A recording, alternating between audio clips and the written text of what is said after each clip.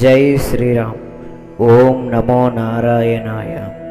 గరుడ పురాణము 14వ అధ్యాయం. గరుత్మంతుడు ఆ శ్రీ మహావిష్ణువుకి మళ్ళీ ఇలా ప్రశ్నించసాగాడు. స్వామి, యమలోకం అసలు ఎక్కడ ఉంది? ఆ లోకానికి వెళ్ళే మార్గం అసలు ఏ రీతిగా ఉంటుంది? నాకు తేట తెల్లగా వినిపించండి అని గరుత్మంతుడు అడిగాడు. గరుత్మంతునికి మించి శ్రీహరి ఇలా చెప్పడం మొదలుపెట్టాడు. వైనేతియ, యమలోక మార్గం గురించి నీకు ఇదివరకే కొంత చెప్పి ఉన్నాను, మరింత సవిస్తరంగా చెబుతున్నాను విను అని ఆ శ్రీ మహావిష్ణువు చెప్పసాగాడు. ఇలా, గరుడ విను. నారదాది మహర్షులు మాత్రమే వెళ్ళగలిగిన ఆ ధర్మపురమును మహాపుణ్యవంతులు మాత్రమే చేరగలరు. దక్షిణ నైరుతులకు మధ్య యమునిపురము ఉన్నది. అది వజ్రమయము, దివ్యము, దేవాసురులకు అభేద్యము. 1000 యోజనాల ప్రమాణంలో 4 ద్వారములతో ప్రాకారములతో కూడి ఉన్నది. సుందరమైన చిత్రగుప్తుని మందిరము కూడా ఆ పురములోనే కలదు. 25 యోజనముల కలవరములై మిక్కిలి మనోహరంగా ఉండును. చిత్రగుప్తుడు సభలో నుండి మానవులు చేసిన శుభ అశుభ పుణ్య పాప కర్మలను శ్రద్ధగా ఏమరపాటు లేకుండా గమనించి తగినట్లుగా వ్యవహరిస్తాడు. అతని గృహానికి అన్ని వైపులా వివిధ రోగాల గృహాలుంటాయి.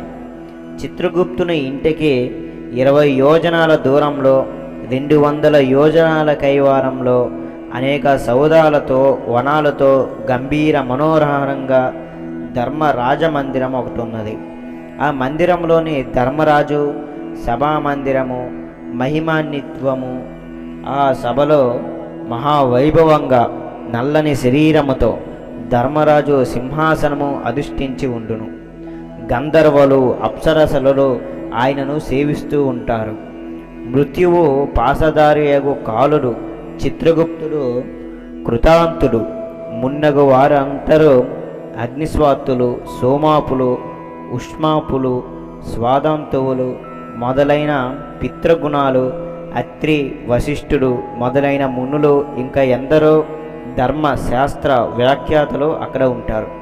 సూర్యవంశరాజులు మనువు, దిలీపుడు, చంద్రవంశరాజులైన అశ్వమేధము మొదలైన యాగాలు చేసిన పుణ్యాత్ములు ఉంటారు. ధర్మరాజు సభలో పక్షపాతం ఉండదు, ధర్మమే ఉండును. అసత్యము, అసూయ మున్నగు అనేవి ఉండవు. ధర్మరాజు పురమును చేరుటకు 4 దిక్కుల 4 ద్వారములు కలవు. దక్షిణ ద్వారము నుండి పాపులు చేరుదురు. మిగిలిన మార్గముల నుండి పుణ్యాత్ములు చేసిన వారు చేరుదురు. తూర్పు ద్వారము నుండి బ్రహ్మర్షులు, రాజర్షులు, అప్సరసలు, గంధర్వ విద్యాధరులు, దేవతారధకులు, శివభక్తులు, వేసవిలో చలివేంద్రములు పెట్టినవారు, మాగపు మంటలకై పుల్లలనిచ్చిన వారు, వర్షాకాలమున అతిథులను యాతలను ఆదరించిన వారు, పీడితులను ఊరడించి ఆశ్రయమిచ్చిన వారును, సత్య ధర్మ పారాయణులు, క్రోధ లోభములు లేనివారు, తల్లిదండ్రులను గురువులను సేవించిన వారు, భూగృహ గో విద్య దానములు చేసిన వారు, పురాణము చెప్పిన వారు వినువారు ధర్మరాజపురమును చేరుదురు. ఇది పారిజాత వృక్షములతో, పగటపు తోటలతో, విమానములతో ఉండును. ఉత్తర ద్వారము నుండి వేద విద్వాంసులు, ఆచారవంతులు, అభ్యాగతులను ఆదరించిన వారు, దుర్గా సూర్యభక్తులు, పర్వదినములయందు తీర్థస్నానములు చేసిన పుణ్యశాలురులు, ధార్మిక యుద్ధమున మరణించిన వారు, నిరాహార దీక్షచే మరణించిన వారు, కాశీక్షేత్రమున బ్రహ్మతీర్థమున దేవ బ్రాహ్మణులకై యజమానికై మరణించిన వారు, యోగాభ్యాసమున మరణించిన వారు, యోగ్యులకు దానమిచ్చిన వారు ప్రవేశింతురు. పశ్చిమ ద్వారము నుండి ఆత్మజ్ఞానులు, శాస్త్ర పండితులు, విష్ణు భక్తులు, గాయత్రి ఉపాసకులు, పరహింస భార్య శక్తి లేనివారు, భార్యను బాధింపక ప్రేమించేవారు, వేద పండితులు, బ్రహ్మచర్యము పాటించువారు, వానప్రస్థులు, సన్యాసులు, విరక్తులు, అందరికీ హితము కోరువారు, శివ విష్ణు వ్రతములు ఆచరించువారు, కర్మ పారాయణులు, పితృదేవతలను ఆరాధించువారు, దేవరణము మున్నగు వాణిని తీర్చినవారు, పంచయజ్ఞ పారాయణులు, సత్సాంగాత్యము కలవారు, ఇట్టివారు అప్సరసలతో కలిసి విమానములెక్కి అమృతమును ఆస్వాదించుచు ధర్మరాజును చూడబోదురు. ఇట్లు ఇచట ఐరావత వంశ గజములు, రత్నమందిరములు, ఉచ్చైస్రవ అశ్వసంతానము, అమృత జలములు గలదిగుడు బావులు కలవు. ఇట్లు వచ్చిన మీరు అందరికీ స్వాగతము చెప్పి యమధర్మరాజు గౌరవించును. చతుర్భుజుడై శంఖ చక్ర గదా ఖడ్గములను ధరించి వారికి ఎదురు వెళ్ళును. వారికి నమస్కరించి ఆసనమునిచ్చి బహుదా గౌరవించును. తన సభలోని వారికి వీరిని చూసి, సభ్యులారా, వీరు మహాజ్ఞానులు, వీరు ఇచ్చట నుండి బ్రహ్మలోకమునకు పోదురు, వీరిని నమస్కరింపుండని చెప్పును. అస్థిరములైన ధనమును మున్నాగు వాణిని విరిచి సుస్థిరమైన ధర్మమును సంపాదించినవారు వీరు అని వారందరినీ మెచ్చుకొనెను. ఇట్టి వారిలో కొందరు అచ్చటనే చిరకాలం ఉండి తుదకు మనుష్యులుగా జన్మించరు. మానవులై పండితులు, జ్ఞాతులు, జ్ఞానులు, ఉత్తములు, కర్మశీలురై పెక్కు భోగ్యములనంది పుణ్యలోకములను చేరుదు. గరుడ యమనగరమును మరలా వివరింతును వినుము. యమపురి పోయే మార్గంలో కొంతమేర కరిగించిన రాగి వలె ఎర్రగా మండుతుంది. మరికొంత మండుతున్న కొరివి సమూహాలు ముళ్ళు ఆక్రమించి ఉంటాయి. ఇంకా కొంత ప్రదేశం విపరీతమైన చలిచేత వణికింపచేస్తుంది. భూలోకానికి ఈ లోకానికి మధ్య 86,000 ఆమడల దూరం అని ముందే చెప్పాను కదా. అంత దూరాన్ని పాపి నడిచే వెళ్ళాలి. చెట్టు నీడ కానీ, తాగడానికి చుక్క నీరైనా కానీ ఆ దారిలో దొరకదు. పైగా క్రూర జంతువుల బాధ. దక్షిణ దిక్కు నైరుతి మూలకు మధ్యగా ఉంటుంది ఈ పురం. ఇది కఠిన వజ్రాలయము. దీనిని దేవతలు కానీ రాక్షసులు కానీ జయించలేరు. ఇక్కడే యముడు నివాసించే గొప్ప కోట ఉంటుంది. చదరంగా 100 యోజనాల వైశాల్యంతో 25 యోజనాల వెడల్పున పెద్ద పెద్ద భువనాలతో అలరారుతూ ఉంటుంది ఈ యమపురి. ముత్యాల తోరణాలు, పతకములు, ధ్వజములు, పెద్ద పెద్ద కిటికీలు ఉండే స్వర్ణమయమైన ఈ నగరంలో ఒక దివ్య మంటపం ఉంటుంది. ఇది 10 యోజనముల వైశాల్యంతో వేలాది వజ్రమయమైన స్తంభాలతో చల్లగా వీచే పిల్లగాలులకు ఆస్కారం కల్పిస్తూ ఉంటుంది. ఇక్కడ గాన, నాట్య, కళ విన్యాసాలు నిరంతరాయంగా కొనసాగుతూ ఉంటాయి.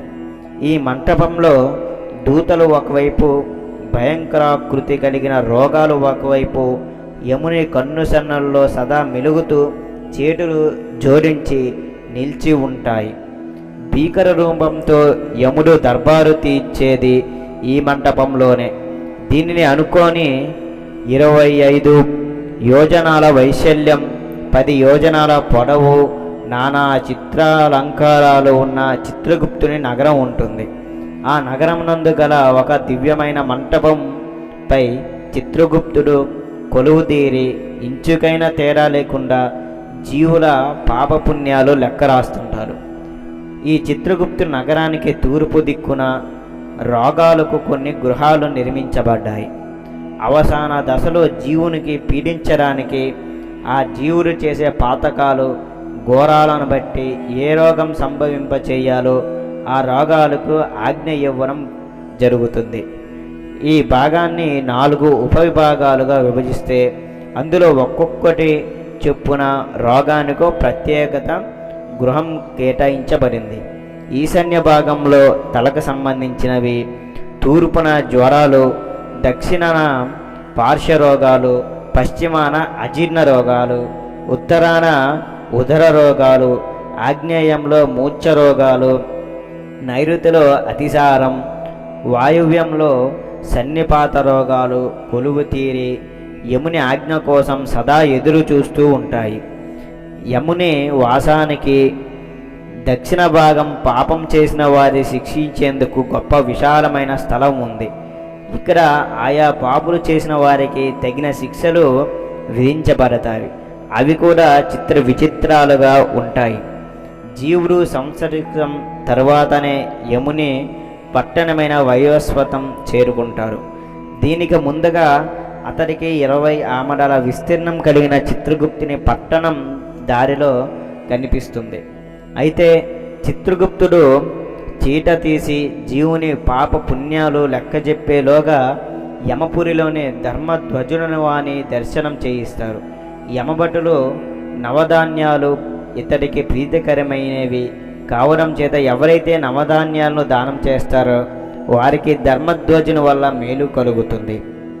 అలా ఈ ధర్మరాజుననేవాడు యముని సదాముననే సదా కనిపెట్టుకొని ఉండి జీవుని యమధర్మరాజు ఎదుట ప్రవేశపెట్టగల విధిని నిర్వహిస్తాడు. ఇతడు సంతృప్తుడైతే జీవుడు చేసిన పాపాలను విస్మరించి యమధర్మరాజు సన్నిధిలో కేవలం అతని పుణ్యాలనే ఉటంకిస్తూ శిక్షలు అంత కఠినంగా లేకుండా ఉండడానికి సహకరిస్తారు.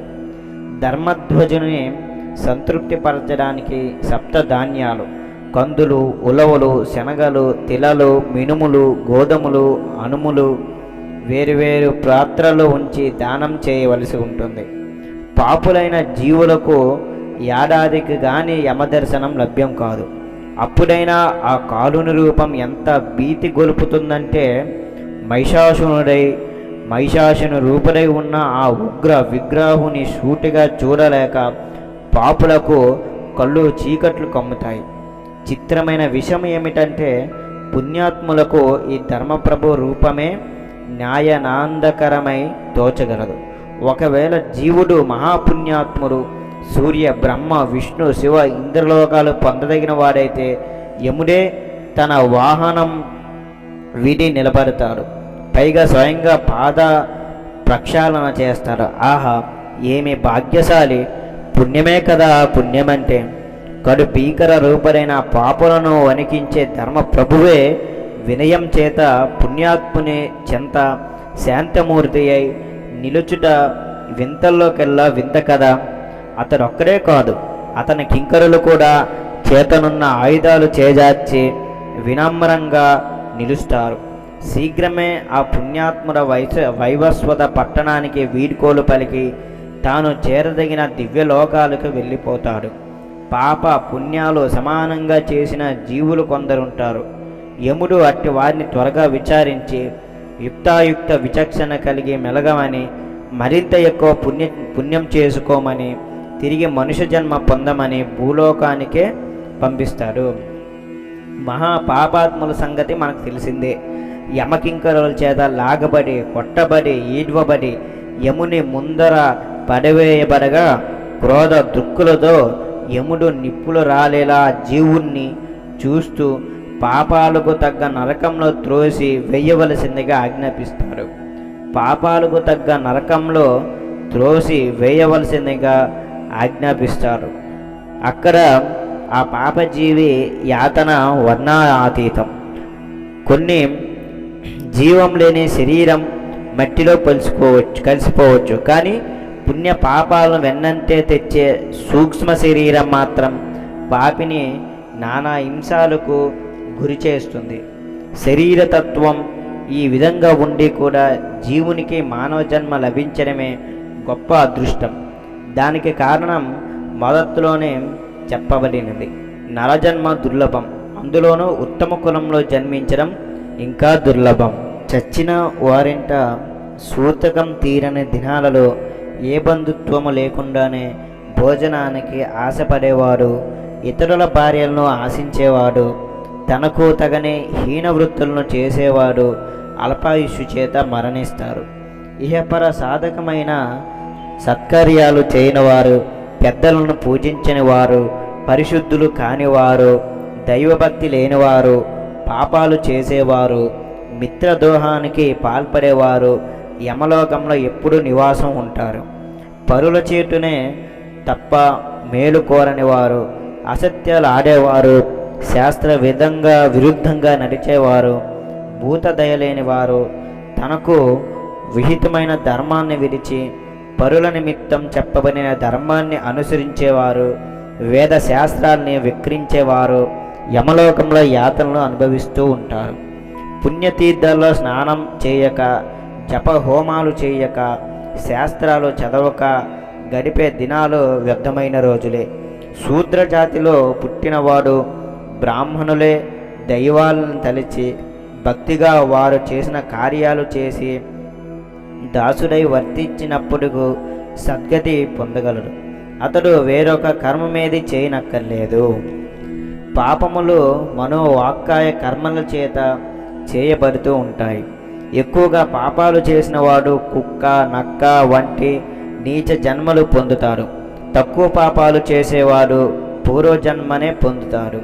బాల్య, యవ్వన, కౌమార, వృద్ధాప్యాలనే 4 దశల్లోనూ వివిధ అవస్థల చేత జీవుడు భగవన్ చింతననే విస్మరిస్తున్నాడు. అందువల్ల పాపిగానే మరణిస్తున్నాడు. తిరిగి మరింతగా పాపి అవుతున్నాడు. గరుత్మంతుడు ఆ విష్ణు భగవాన్ని ఇట్లా అడుగుతున్నాడు: స్వామి, చతుర్వర్ణాల వారితో పాటు మృత్యులకు కూడా వర్తించే సమానమైన కర్మాచరణ ఉంటుందా? అలాగే బాలుడైన, వృద్ధుడైన, విద్వాంసుడైన, మూఢుడైన, జ్ఞాని అయిన, అజ్ఞాని అయిన, ధర్మాత్ముడైన, అధర్మపరుడైన, ఉత్తముడైన, నీచుడైన ఈ ప్రేత జన్మం కలిగే అవకాశం ఉంటుందా?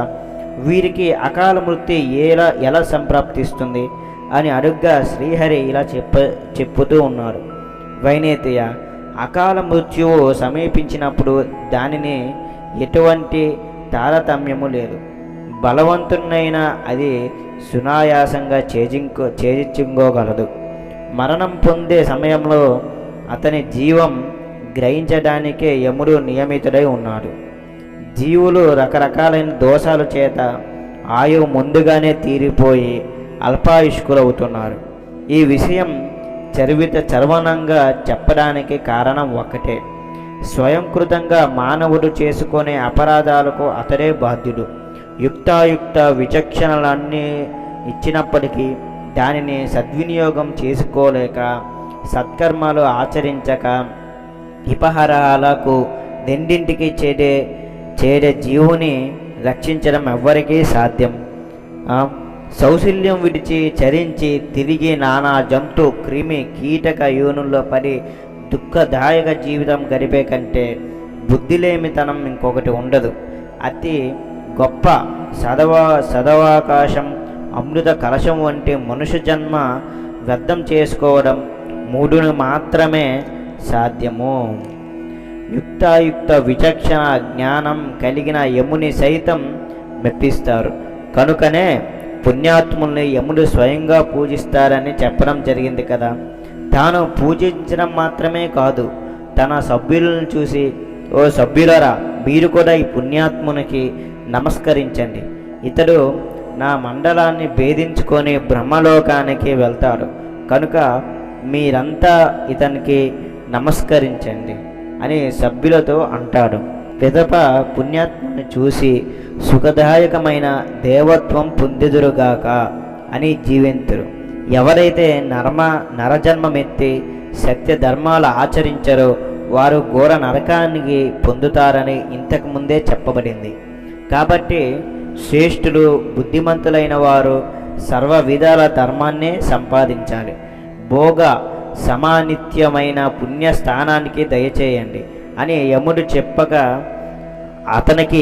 అతని సభకు నమస్కరించి వారు పరమపదాన్ని పొందుతారు. కొందరు ధర్మసభలోనే పరమపదరంగా ఉంటారు. అక్కడ కల్పంతం వరకు ఉండి దివ్య భోగాలు అనుభవించి ఆ పుణ్య విశేషం చేత తిరిగి పుణ్యమైన మనుష్య జన్మమెత్తి ధనం, విద్య కలిగి తిరిగి పరమపదాన్ని పొందుతారు. దీన్ని భక్తితో వినేవారు ధర్మరాజు సభకు సాధారణంగా వెళ్తారు అని వివరించాడు ఆ శ్రీమన్నారాయణుడు. ఇంతటితో ఈ అధ్యాయము పూర్తి అయినది. జై శ్రీరామ్. ఓం నమో నారాయణాయ.